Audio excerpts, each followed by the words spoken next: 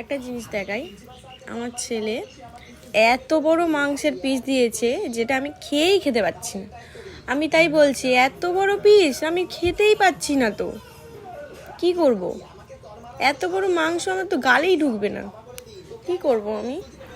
খেতেই পারবো না তো এত বড় মাংসের পিস। এত বড় মাংসের পিস আমি খেতেই পারবো না। তুমি তো ছোট পিসগুলো খেয়ে নিয়েছো আর আমাকে বড় পিস দিয়েছো।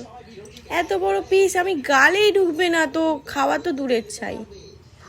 কি করবো এই পিসটুকু নিয়ে? তুমিই খাও, আর তুমি খাও। ও বিরিয়ানি খেতে একদম পছন্দ করে না, তার জন্য মাংসও খায়নি। ওই জন্য আমাকে এত বড় পিস দিয়েছে আর সব ছোট ছোট পিসগুলো খেয়েছে, তাই তো? তুমি খেতে পছন্দ করো বিরিয়ানি? ও আমি জানি পছন্দই করো না। হ্যাঁ মাম্মাম?